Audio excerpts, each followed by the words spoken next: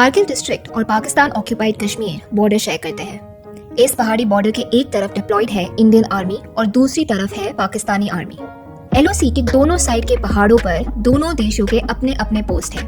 ठंड में temperature -40 degree Celsius तक पहुंच जाता है। अगर आप पहाड़ों के ऊपर टेम्परेचर देखोगे तो तेज ठंडी हवा या विंड चिल फैक्टर के वजह से टेम्परेचर और भी कम हो जाता है। इसलिए ठंड में इंडिया और पाकिस्तान के जवान पहाड़ों के ऊपर पोस्ट से नीचे आ जाते थे और बर्फ पिघलने के बाद वापस चले जाते थे। कारगिल वॉर की कहानी 1998 की सर्दियों में शुरू हुई। इंडियन आर्मी अपनी पोस्ट से नीचे आ गई, पर मुशर्रफ जो उस टाइम पाकिस्तान आर्मी चीफ थे, उन्होंने अपनी आर्मी को एलओसी क्रॉस करके इंडियन पोस्ट को ऑक्यूपाई करने के लिए भेज दिया और शुरू हुआ पाकिस्तान का ऑपरेशन बद्र। पाकिस्तानी आर्मी भारत में 10 किलोमीटर अंदर तक आ गई थी। उन्होंने इंडिया की 140 पोस्ट ऑक्यूपाई कर ली। 1999 आया और सर्दियों की बर्फ पिघलनी शुरू हुई। शेपर्ड्स अपनी भेड़ बकरी पहाड़ों पर ले जाने लगे। उनमें से एक शेपर्ड ने मई 3 को इन्फिल्ट्रेटर स्पॉट किए। उन्होंने नियरेस्ट आर्मी पोस्ट पर इसको रिपोर्ट किया और इंडियन आर्मी की इन्वेस्टिगेशन शुरू हुई। मई 5 6 सोल्जर्स की पेट्रोल को भेजा गया। पेट्रोल गायब हो गई। किसी की कोई न्यूज नहीं, कोई डेड बॉडी नहीं। इस पेट्रोल को याद रखना। जम्मू कश्मीर और लद्दाख में आर्मी ट्रूप्स हाई अलर्ट पर आ गए और पेट्रोल भेजी गई। इन टीम्स ने जो रिपोर्ट किया उसने गवर्नमेंट को पाकिस्तान से सवाल पूछने पर मजबूर कर दिया। पाकिस्तान ने वही बोला जो पाकिस्तान ने 1947 में जम्मू कश्मीर पर अटैक के टाइम बोला था कि इसमें पाकिस्तान आर्मी का कोई हाथ नहीं है, कि ये मुजाहिदीन हैं, ट्राइबल्स हैं। मुजाहिदीन मतलब जो जिहाद करते हैं और इस्लाम धर्म के लिए लड़ते हैं। पर इंडियन आर्मी ट्रूप्स के हाथ सबूत लग चुका था कि ये पाकिस्तान की नदर्न लाइट इन्फेंट्री के सोल्जर्स थे। पाकिस्तान ने अपने सोल्जर्स को उनकी आईडी और डॉक्यूमेंट्स के साथ भेजा था। उसके बाद पाकिस्तान ने ये गलती फिर नहीं की। आज के टाइम पे पाकिस्तान मुजाहिदीन को उसकी आईडी वापस लेने के बाद ही इंडिया भेजते हैं। इस प्रूफ से पहले इंडियन आर्मी को शक तो था कि वो सिर्फ टेररिस्ट या मुजाहिदीन नहीं है, कि वो पाकिस्तान आर्मी का पार्ट है, क्योंकि किसी रैंडम ब्रेन वॉश्ड इंसान के पास ना ऐसे इक्विपमेंट्स होंगे कि वो -40 डिग्री सेल्सियस पर पहाड़ चढ़ जाए, ना उनके पास मैप होंगे इंडियन आर्मी की लोकेशन को पिन पॉइंट करते हुए।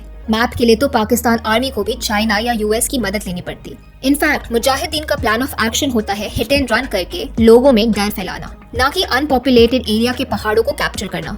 इसके ऊपर हजारों की संख्या में भारत में घुसना, तो ये कोई रैंडम भूला भटका इंसान या ग्रुप का काम नहीं था, मुजाहिदीन का काम नहीं था। ये पाकिस्तान आर्मी ही कर सकती थी। पर पाकिस्तान के then prime minister Nawaz Sharif और मुशर्रफ मना करते रहे। उसके ऊपर पिछले ही साल 1998 में पाकिस्तान ने चाइना के दिए हुए न्यूक्लियर फिशन वेपन्स या एटॉमिक बॉम्ब टेस्ट किए थे। शायद इसीलिए कि अपकमिंग कारगिल वॉर में भारत पाकिस्तान को 1965 या 1971 वॉर की तरह हराकर एरिया कैप्चर न कर ले। In fact Pakistani generals Kargil war के टाइम भारत के अगेंस्ट न्यूक्लियर वेपन्स डिप्लॉय करना चाहते थे। ये CIA की डीक्लासिफाइड डेटा से पता लगता है। ऑब्वियसली ये पाकिस्तान के लिए अच्छा नहीं होता।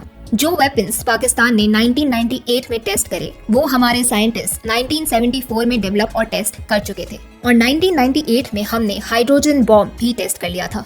अगर एटॉमिक बॉम्ब एक्सप्लोजन इंसान की बॉडी इवेपोरेट कर सकता है तो हाइड्रोजन बॉम्ब एक्सप्लोजन जमीन इवेपोरेट कर सकता है।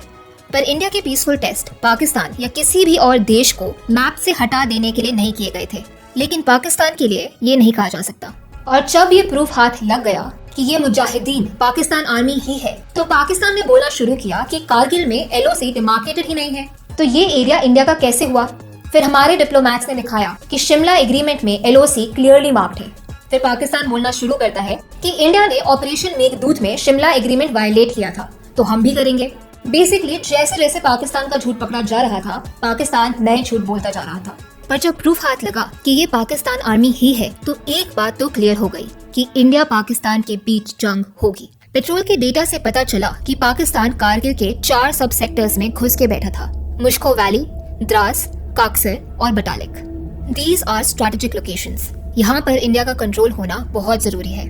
इसे समझते हैं। पाकिस्तान जिन पहाड़ों की पोस्ट ऑक्यूपाई कर चुका था, वो पहाड़ सीधा NH1 को देखते हैं। मतलब जो इन पहाड़ों को कंट्रोल करेगा वो NH1 को कंट्रोल करेगा। NH1 इसलिए जरूरी है क्योंकि वो श्रीनगर और लेह को कनेक्ट करता है। आप मैप देखोगे तो आपको रियलाइज होगा कि अगर ये रास्ता बंद हो जाए तो लद्दाख और जम्मू कश्मीर के बीच कोई डायरेक्ट कनेक्टिविटी नहीं है। ज़ांस्कर रेंज कश्मीर को लद्दाख से अलग करती है और ज़ांस्कर रेंज में सिर्फ एक पास है जो कश्मीर और लद्दाख को कनेक्ट करता है। जोजिला पास। अगर ये रास्ता बंद हो गया तो लद्दाख से जम्मू कश्मीर जाने के लिए हिमाचल के थ्रू जाना पड़ेगा। मतलब अगर चाइना लद्दाख पर अटैक करे या पाकिस्तान जम्मू कश्मीर पर, सपोर्ट सिर्फ हिमाचल के थ्रू आएगा। इससे दुश्मनों को एडवांटेज मिल जाएगा। पर सिर्फ इतना नहीं था, पाकिस्तान चाइना के दिखाए रास्ते पर चल रहा था। पाकिस्तान सलामी स्लाइसिंग टैक्टिक यूज करने की कोशिश कर रहा था। मतलब जिस एरिया पर कब्जा करना चाहते हो उस एरिया को एक साथ मत लो। एक साथ लोगे तो वॉर होगी, इंटरनेशनल प्रेशर बढ़ेगा, इकोनॉमी पर स्ट्रेन आएगा। इसलिए बेटर है धीरे धीरे थोड़े थोड़े एरिया पर कब्जा करना। पाकिस्तान वही करना चाहता था, पहले कारगिल पर कंट्रोल और फिर धीरे धीरे दूसरी डायरेक्शंस में कब्जा। कारगिल की लोकेशन इसलिए भी स्ट्रेटेजिक है क्योंकि यहाँ से 3 main locations almost equal distance पर है, लेह, श्रीनगर और सियाचिन। और सियाचिन में सिर्फ पाकिस्तान का इंटरेस्ट नहीं है, चाइना का भी है। इतना सब समझने के बाद एक और चीज क्लियर थी कि लड़ाई होनी तो है ही, पर जीत हासिल हमें ही करनी है, कोई और ऑप्शन है ही नहीं। तो सवाल उठता है कैसे? इंडियन आर्मी ने तुरंत ऑपरेशन विजय लॉन्च किया। जब दुश्मन ऊंचाई पर बैठा होता है तो उसके पास एरिया डोमिनेशन का एडवांटेज होता है। पहाड़ के ऊपर एक सोल्जर पहाड़ पर नीचे से चढ़ते कई सोल्जर्स पर हावी हो सकता है। पाकिस्तान आर्मी का मिसप्लेस्ड कॉन्फिडेंस था कि वो इंडियन आर्मी को कारगिल एरिया में मोबिलाइज नहीं होने देंगे। इसके लिए पाकिस्तान आर्मी LOC की दूसरी साइड से कॉन्टिन्यूअस आर्टिलरी फायरिंग कर रही थी। इसमें हमारे कई एम्यूनिशन डंप, जहां भारत में एमो स्टोर होता है, डिस्ट्रॉय हो गए। पर इंडियन आर्मी ने अगेंस्ट ऑल ऑड्स बहुत बड़े स्केल पर मोबिलाइजेशन किया। फिर हमारी आर्टिलरी रेजिमेंट्स ने पोजीशन ली और अटैक शुरू किया। जब पहाड़ को चढ़कर कैप्चर करना है तो आर्टिलरी फायर ऊपर बैठे दुश्मनों को टारगेट करके हमारे इन्फेंट्री सोल्जर्स को ऊपर चढ़ने में हेल्प करते हैं। पर हमारे पास इन्फिल्ट्रेटर्स की एग्जैक्ट लोकेशन नहीं थी। और जब यूएस से हमने GPS एक्सेस मांगा, जिसके लिए हम पिछले साल पे कर चुके थे, यूएस ने एक्सेस देने से मना कर दिया। इस वजह से इंडियन एयरफोर्स का ऑपरेशन सफेद सागर शुरू हुआ। फाइटर जेट्स जैसे मिग्स, मिराज 2000 और MI हेलीकॉप्टर्स ने इन्फिल्ट्रेटर्स की लोकेशन पता लगाई और टारगेट किया। जो डेटा हमें GPS दे सकता था, अब वो डेटा हमें हमारे पायलट्स दे रहे थे। हमारे 2 पायलट्स LOC के दूसरी तरफ हो रही बड़ी आर्मी गैदरिंग को स्पॉट करते हैं। पर हमारी आर्म फोर्सेस को then prime minister Atal Bihari Vajpayee से डायरेक्शंस थी कि LOC के दूसरी साइड कोई अटैक नहीं करना है। वो इसलिए क्योंकि अटल बिहारी वाजपेयी एक केयर टेकर गवर्नमेंट हेड कर रहे थे। वॉर शुरू होने के कुछ हफ्ते पहले अप्रैल 1999 में अटल बिहारी वाजपेयी की गवर्नमेंट ऑपोजिशन द्वारा लाई गई नो कॉन्फिडेंस मोशन 1 वोट से हार गई थी। इलेक्शंस अक्टूबर में शेड्यूल हुए।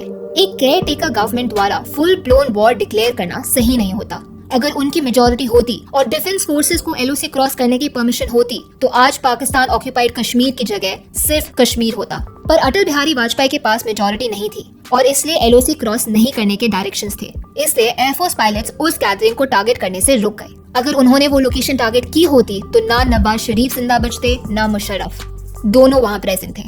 वॉर शायद तभी खत्म हो जाती। आपको याद होगा जो 5 मई को हमने 6 सोल्जर्स की पेट्रोल भेजी थी जो गायब हो गई थी। 9 जून के दिन पाकिस्तान ने हमारे जवानों की म्यूटिलेटेड बॉडीज हमें वापस की। उनको हफ्तों टॉर्चर किया गया था। उनकी आंखें पंचर की, उनके कान में हॉट आयरन रॉड्स डाले, उनके दांत निकाल दिए, नाक काटी, होठ काटे, स्कल फ्रैक्चर किया और यहाँ भी नहीं रुके।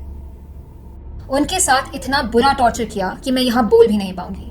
पर आप कंपेयर करना, हमने उनके जवानों के साथ कैसा बिहेव करा और उन्होंने हमारे।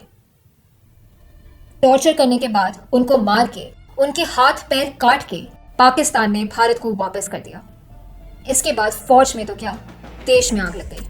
4 दिन में इन्फेंट्री सोल्जर्स ने टोलोलिंग पर अपनी पोस्ट वापस कैप्चर कर ली। टोलोलिंग की लड़ाई सबसे इम्पोर्टेंट थी क्योंकि वो उस एरिया की ऐसी पोस्ट थी जिसको लेने के बाद बाकी माउंटेन पीक्स पर कंट्रोल एस्टैब्लिश करना कंपैरेटिवली आसान था। टोलोलिंग के जीत के बाद हम बाकी पोस्ट रिकैप्चर करने लगे। इंडियन नेवी ने भी कारगिल वॉर में हैवी वेट का काम किया। उन्होंने शुरू किया ऑपरेशन तलवार। ईस्टर्न और वेस्टर्न फ्लीट ने मिलकर अरेबियन सी पर कंट्रोल एस्टैब्लिश किया और पाकिस्तान का सी ट्रेड ब्लॉक कर दिया। कोई शिप ना पाकिस्तान जा सकती, ना कोई वहां से आ सकती। पाकिस्तान की नेवी को 1971 कराची अटैक याद आ गया। उन्होंने डर के अपने मेजर ऑयल कार्गोज और टैंकर्स को कराची पोर्ट से शिफ्ट करना शुरू कर दिया। 1999 में इंडियन नेवी पाकिस्तान नेवी से 7 गुना बड़ी थी। पाकिस्तान नेवी ये जानती थी, इसलिए उन्होंने कुछ शो नहीं किया। पाकिस्तान अगर इंडिया के साथ फुल ब्लोन वॉर शुरू करता तो उसके पास सिर्फ 6 दिन का ऑयल सप्लाई बचता। इंडियन नेवी का पाकिस्तान को मैसेज लाउड और क्लियर था, don't even dare to escalate the war. Kargil की ग्राउंड सिचुएशन पर वापस आते हैं। टोलो लिंक की लड़ाई हमारे लिए सबसे इम्पोर्टेंट थी, पर सबसे मुश्किल क्लाइंब और लड़ाई में से एक थी टाइगर हिल। टाइगर हिल पर हमने 4 जुलाई के दिन विजय प्राप्त की। उसी दिन शरीफ पहुंचे बिल क्लिंटन से मिलने। इंटरनेशनल कम्युनिटी को साफ दिख रहा था कि ये लड़ाई पाकिस्तान द्वारा किए गए बॉर्डर वायलेशन के वजह से थी, और ऐसा भी नहीं था कि लड़ाई शुरू करने के बाद वो जीत रहे हो। अपने आप को इंटरनेशनल एम्बैरेसमेंट से निकालने के लिए पाकिस्तान जनरल्स इंडिया के अगेंस्ट न्यूक्लियर वेपन्स डिप्लॉय करना सीरियसली कंसिडर कर रहे थे। ये इन्फॉर्मेशन 4 जुलाई के दिन यूएस के देन नेशनल सिक्योरिटी एडवाइजर और देन प्रेसिडेंट बिल क्लिंटन के बीच डिस्कस हुई, और इस डिस्कशन का कंक्लूजन नवाज शरीफ को बता दिया गया। कंक्लूजन था पाकिस्तान आर्मी का कारगिल से विड्रॉल। अगले ही दिन 5 जुलाई को शरीफ ने पाकिस्तान आर्मी का विड्रॉल अनाउंस किया, पर लड़ाई चलती रही 14 जुलाई तक, जब भारत ने सारे पॉइंट्स रिकैप्चर कर लिए। 26 जुलाई तक आर्मी ऑपरेशंस चले क्रॉस चेक करने के लिए कि कोई पाकिस्तानी सोल्जर ना बचा हो, और 26 जुलाई के दिन हमारी विजय दुनिया के सामने थी। हार के बाद पाकिस्तान आर्मी ने अपने सोल्जर्स की डेड बॉडी को भी लेने से मना कर दिया। जिस पाकिस्तान आर्मी ने हमारे सोल्जर्स को इतनी बुरी तरह टॉर्चर करा और उनको टुकड़े टुकड़े करके वापस किया, उसी पाकिस्तानी आर्मी के सोल्जर्स का हमने उनके रिलीजन के अकॉर्डिंग अंतिम संस्कार किया। चाहते तो हम उनसे भी बुरा कर सकते थे, पर एक सिद्धांतों पर लड़ने वाली फौज और एक कायर फौज में यही फर्क है। हमारे जवानों ने लड़ाई जीती, पर लड़ाई खत्म होने के बाद हमारे पॉलिटिशियंस इंटरनेशनल कम्युनिटी को प्लीज करने के चक्कर में एक बहुत बड़ी गलती कर बैठे। पॉलिटिशियंस ने कारगिल वॉर से रिलेटेड अनप्रोसेस्ड इंटेलिजेंस पब्लिक कर दी। करने का रीजन था इंटरनेशनल कम्युनिटी को सच्चाई बताना, पर इस रॉ इंटेलिजेंस ने हमारे इंटेल सोर्सेज को कॉम्प्रोमाइज कर दिया। सिर्फ बॉर्डर पर जवानों की जानें नहीं गई, बल्कि बॉर्डर के पार भी हमारे लोगों की जानें गई। कहते हैं a soldier dies when he is forgotten, और हम ऐसा होने नहीं देंगे। कारगिल वॉर में लड़ने वाले सोल्जर्स को हम याद रखेंगे। मैंने डिस्क्रिप्शन में सोल्जर्स की स्टोरी के लिंक्स दिए हैं। अगर आपको इस वीडियो से गूज़बम्प्स नहीं आए तो इंडियन आर्मी की वीडियो से जरूर आ जाएंगे। इनको देखना मत भूलना। जय हिंद।